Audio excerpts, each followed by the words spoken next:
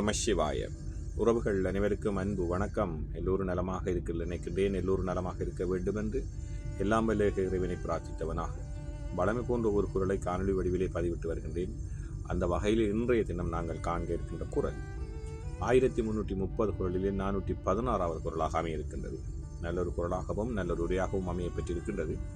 குரலை முறையை நாங்கள் பார்ப்போமாக இருந்தால், எனைத்தானும் நல்லவை கேட்க அனைத்தானும் ஆன்ற பெருமை தரும். எனைத்தானும் நல்லவை கேட்க அனைத்தானும் ஆன்ற பெருமை தரும் என்பதாக அமைந்திருக்கின்றது.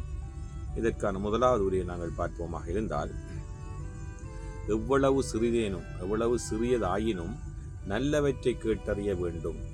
கேட்ட அந்த அளவிற்கு அவை நிறந்த பெருமையை தரும் என்பதாக அமைந்திருக்கின்றது.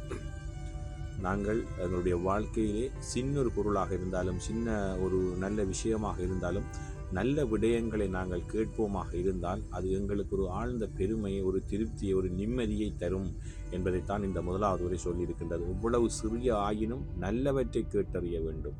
கேட்ட அந்த அளவிற்கு அவை நிறைந்த பெருமையை தரும். அவ்வளவு சின்னதாக இருந்தாலும் அது எங்களுடைய மனதிற்கோ அது எங்களுக்கு நிறைந்த ஒரு பெருமையை, ஒரு திருப்தியை தரும் என்பதாகத்தான் முதலாவது உரை அமைந்திருக்கின்றது.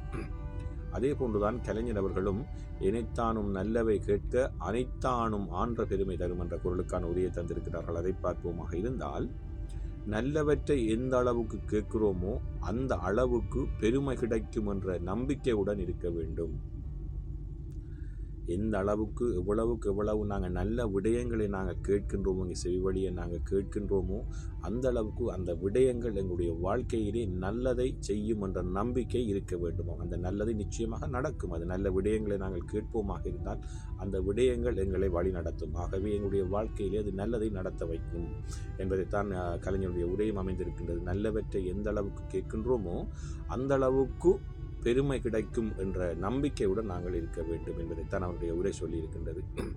அதே போன்றுதான் சாலமன் பாப்பை அவர்களும் எனைத்தானும் நல்லவை கேட்க அனைத்தானும் ஆன்ற பெருமை தரும் என்ற பொருளுக்கான ஒரு உரையை தந்திருக்கின்றார்கள். அதை பார்ப்போமாக இருந்தால், சிறிது நேரம் என்றாலும் உறுதி தரும் நற்பொருளை கேட்க வேண்டும். அது நிறைந்த பெருமையை தரும்.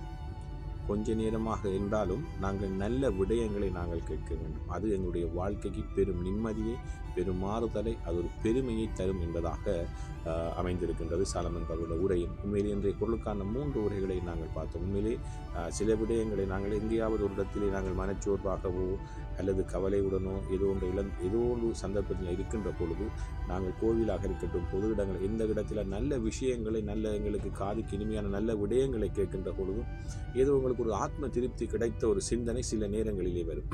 அதைத்தான் இந்த குரல் சொல்லியிருக்கின்றது. நல்ல விடயங்களை, சின்ன விடயமாக இருந்தாலும் நல்ல விடயங்களை நாங்கள் கேட்போமாக இருந்தால் அது எங்களுக்கு பெருமையை தரும், எங்களுக்கு நிம்மதியை தரும், அது எங்களுடைய வாழ்க்கையை வழிநடத்தும் என்பதைத்தான் இந்த குரல் அழகாக சொல்லியிருக்கின்றது. நல்லொரு குரலாகவும் நல்லொரு உரைகளாகவும் அமைய பெற்றிருக்கின்றது. எனைத்தானும் நல்லவை கேட்க அனைத்தானும் ஆன்ற பெருமை தரும். ஓம் நம சிவாய. நன்றி, வணக்கம். அடுத்த குரலை சந்திக்கலாம்.